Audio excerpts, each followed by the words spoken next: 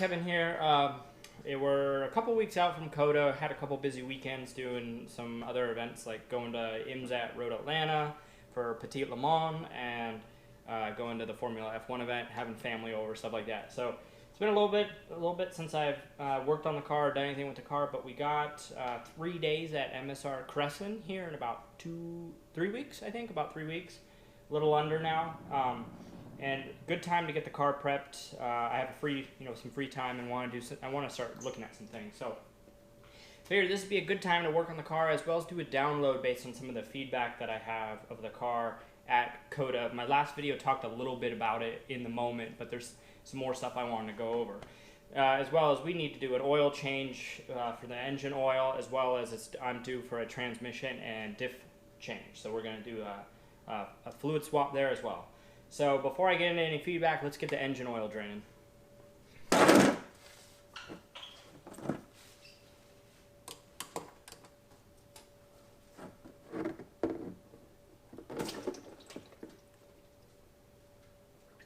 Nailed it.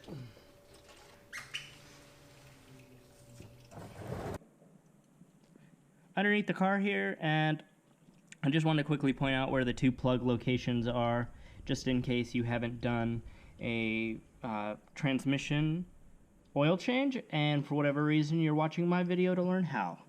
Just in case. Fill plug up here, drain plug down here, open fill plug, or remove fill plug, open drain plug. Let it drain. Alright, so how did the car handle? Well, in summary, absolutely amazing. It was incredible. So when I was at Road Atlanta, between the track conditions and my own driving and the car braking on me in like the second session, I never really got a chance to push the car. Plus, Road Atlanta isn't a track that I feel comfortable pushing the boundaries on, so the areas that this Aero really makes a difference were the areas that are the most dangerous at Road Atlanta. The S's, turn 1, turn 12, stuff like that. So I was able to gather some data that I wasn't really losing any top speed down the back straight, which was fantastic because that meant the drag wasn't too big. And I was able to get a little bit of data, show that I had a couple miles an hour faster speeds through the slow areas, or through the S's and turn 12 and such, but I didn't really have conclusive evidence. And unfortunately, while at COTA I don't have conclusive data for my AIM device because it didn't work the first time I was at COTA, I can tell you that COTA is a track I do feel comfortable enough to really play around with the boundaries of the car, and it was just absolutely incredible. So first off, while I will say that, or I should say that I have the sway bars set to stiff front and rear, if I remember correctly. I'll have to double check, but I know that the front is stiffer than the softest position. And with the current setup with the added downforce in the back, that was too much. So I was getting a little bit of front end wash, but I was getting a little bit of front end wash. It wasn't too bad, but it was definitely more than I'd like. So before the next track event, we're going to loosen up the front end a little bit and make the sway bar a little softer. And hopefully that'll give us a little bit more flex there, and we'll have a little bit better grip. But between the wing at about 4 degrees, I think I was running about 4.1 degrees of angle of attack. And then the front splitter here, you could just attack the track. It was absolutely incredible. So there's a turn 16, 17, and 18. It's one big sweeper, but it's it's counted as 3 different turns, but it's really one big one for your driving. That corner, and before I had this Aero, was pretty quick. You could carry a lot of speed through there, but there were a couple bumps near the end of it at the apex of the 18 section of the turn that when you hit full out with the throttle mashed all the way down and you were just wide open throttle, it was a little scary because if the car, there's a balance, right? And so if you get light in that area and your back end steps out on you because you're still tracking out, you will nose into the inside wall, or you'll overcorrect and nose into the other wall. So, I mean, I guess, no, most people from what I've watched nose into the wall in one way. They nose in or they tank slap into the wall, they back in. So either way, scary turn. Really fun, but can be really scary to go full out. With this Aero kit, with the APR, or with the big wing in the back and the big front splitter, once you got to about 80 miles an hour, the rear end would squat so magnificently that I knew going around that corner, you could just feel it sinking further and further down, and the car just slamming into the ground. So when you would go wide open throttle, you could get on throttle earlier, and when you'd hit those sections of track, you had no fear that the rear end of the car would possibly step out on you. It just felt so planted. It was just so confidence inspiring. And I had so many great moments playing around with cars that I should not have been able to keep up with around that turn, that earlier in the weekend before I learned to trust the Aero, I wasn't keeping up with them. So it was really satisfying to go from chasing them and getting passed by them on day one, even towards the end of the day when things dried up, to passing them quite easily by the end of the weekend because I learned to trust the Aero. The other thing that was really incredible is going into the S's. You come in, and at least the best way I found to hit it so far with the R Aero was to turn, and you kind of lift and turn and allow the car to get light a little bit in the rear and swing its momentum to the direction you need to in order to hit the apex of the S of the turn in the S's. So at least in my own experience, the way that you hit the S's is when you're coming into the first one, you stay on throttle, you maintenance throttle through it, you've been full throttle through turn 2, and then you maintenance throttle through turn 3, and then when you go to hit the fourth turn, you lift a little bit and turn, and you kind of dance the rear end. Here's the thing though, when I was doing it with the R Aero, the car always felt a little out of control. Not really out of control, but like you were just kind of managing a crash. So that's how the S's felt. You were kind of coming in and you were just like, kind of managing the car through there, and you felt not really out of control, but not as in control as you would be through a normal turn. And what was so great about this Aero, once I got it dialed in a little bit better, is you would lift and turn on that first bit, and then you could just dab the throttle, and the car would just squat, which was incredible. Because when you had the R Aero kit and you dab the throttle, it would squat a bit, obviously, because you were adding throttle. But you always kind of felt like you would continue to rotate around if you didn't let off again and counter steer into it and get the car to go the other way. So one of the things about adding this big wing on the back is because there was so much more weight now, when you turned in and it wasn't like a full lift. I guess that's what was incredible. Before it was throttle, full lift, turn, throttle, full lift, turn. Now it was just lift a tiny bit, get the car to get where you want, and then get back on the throttle, and the whole car would just sink. But what was crazy is rather than sink down and kind of continue to track the direction you want or you were already going, that's what I was saying, like the car would kind of continue to go like that even after you settled it.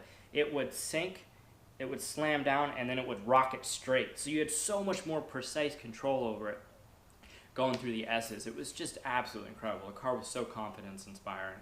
But I can say, as some general feedback or some general insight, is I do think that this much Aero starts to overwhelm Cup 2s.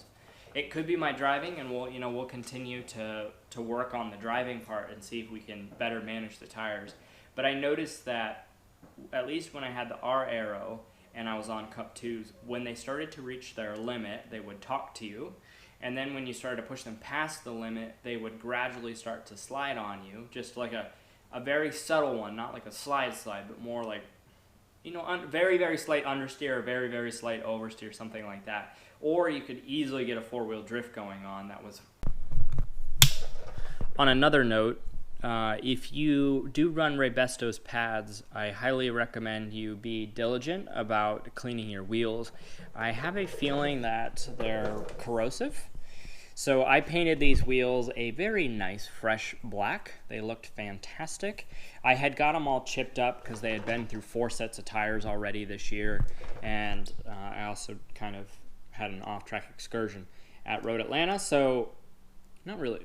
I had a two off that did a little bit of number to the wheel, so I repainted them with a normal, I think it was Duplicolor paint, instead of the powder coat that they came with, which was very resistant and not having the corrosive problem that I'm seeing here. But with a Duplicolor paint that I used, just the kind of stuff you'd pick up at the store, at the local auto store, as you can see, this is really, really not black anymore. It's the only way I can describe it. If you look, let's see, the rears The rear wheels are still using, they're still kind of faded, but you know, if you look here, this is a lot more black than this. So unfortunately, I think this particular paint is not going to hold up very well, which is a bummer because track wheels are just going to get abused very heavily, and no paint or powder coat is going to be able to withstand the serious abuse. And I was hoping that I could just pull them off every once in a while and respray them with some Duplicolor or something like that to keep them looking fresh. So before I fully give up, I am going to try the VHT paint, the wheel paint, and see if that holds up a little bit better to this stuff, but so far, not looking like it. So if you watched my video from the track event, or from COTA, you'll know that these two screws, or these two nuts, came loose. This particularly came loose.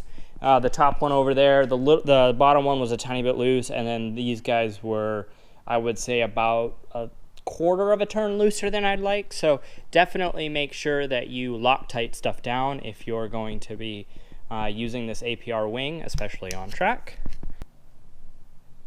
So there's a metal plate that I'll show for my video of installing this. There's a metal plate that goes into the trunk to support it, so when this pushes down, it doesn't just cave in the metal, but it's still, you know, affecting the trunk. So you can see it here as well. I don't know if it's showing up.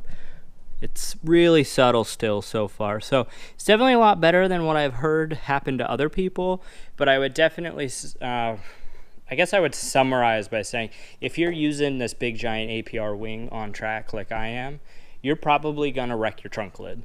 Not saying that you'll destroy the trunk lid, but you'll do damage to it that another buyer might not like. So that's something to keep in mind.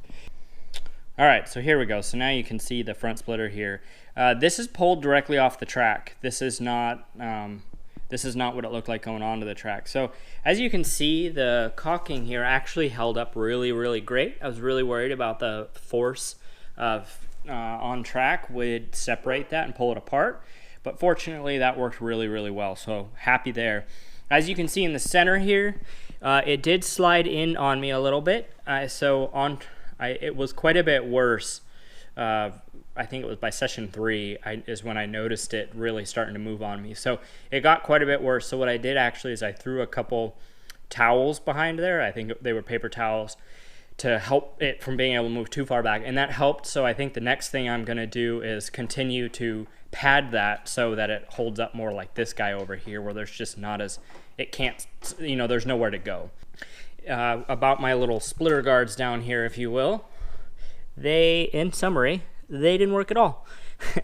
The first time I came into turn 1 under full compression, or full braking compression, I heard a gigantic scrape, and I'm pretty sure I ripped every single one of them off, for the, you know, with the exception of like this guy, which as you can see wasn't being held on very well. But all the ones from, you know, right here over got ripped completely off.